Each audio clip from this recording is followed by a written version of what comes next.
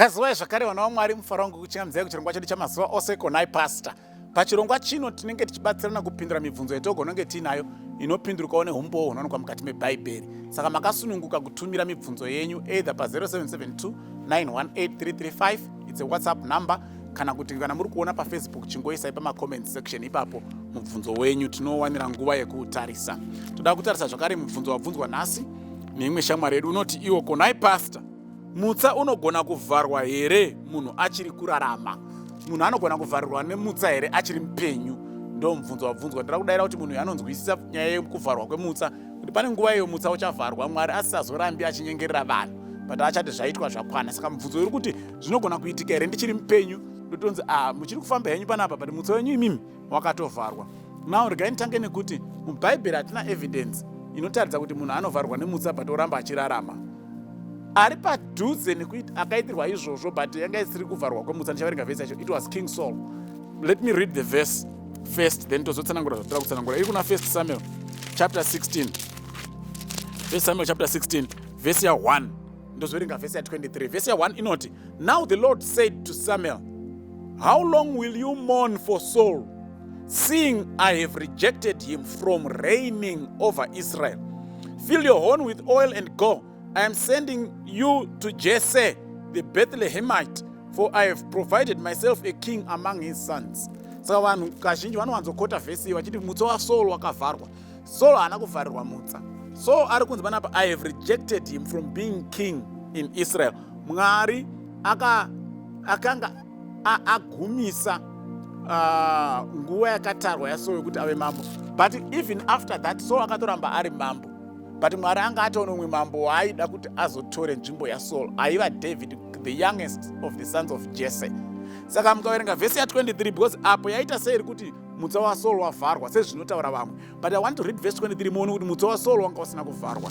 Vhesi ya 23 inoti iyo, and so it was, whenever the Spirit of God was upon Saul, that David would take a harp and play it with his hand.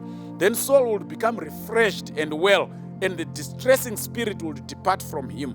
Saka Saul hanzi ane nguva yekuti mweya yechina yaiuya yomugara, otonzwa ndo paaida kuzama kutouraya David. But akaimbirwa nziyo dzairumbidza Mwari, hanzi mweya yechina yaitiza, mweya waMwari wogara pamusoro pake. Hakuna munhu anogarwa nemweya waMwari kana mutsa wake wavharwa. Chinonzi kuvharwa kwemutsa kubvisirwa mweya waMwari pauri, so that the Holy Spirit can no longer influence you to be positive to godly things. Zvakaitika panyika mazuva aNoah, God withdrew his spirit, according to Genesis 6 verse 3.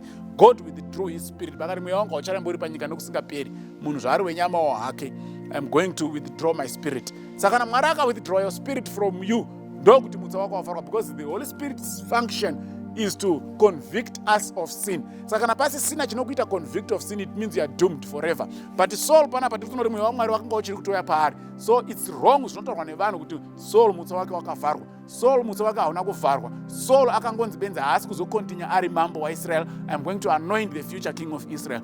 Saka it is not very solid. We don't have solid biblical evidence yekuti Mwari anovharira vanhu mutsa ovatendera kuramba vachirarama. As long as uchiri mupenyu, hama yangu, uchine mukana wekuti unogona kutendeuka. Saka regedza kutya kuti pada mutsa wangu wakatovharwa, chirega ndichingoita zvandiri kuita. As long as uchiri mupenyu, it means you still have got a chance. Mukaverenga Job chapter 14 verse ya 7 inoda kuburitsa pfungwa yakafanana neyo chiri chirahwe zvacho.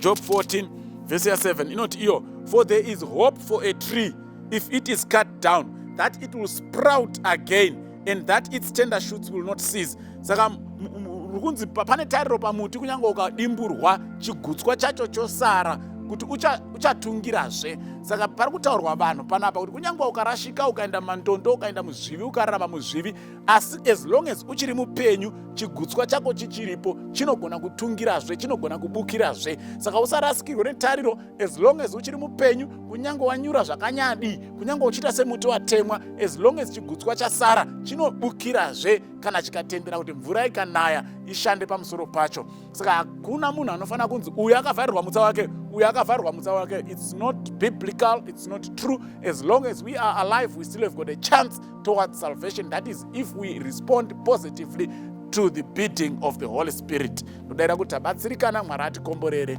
Amen.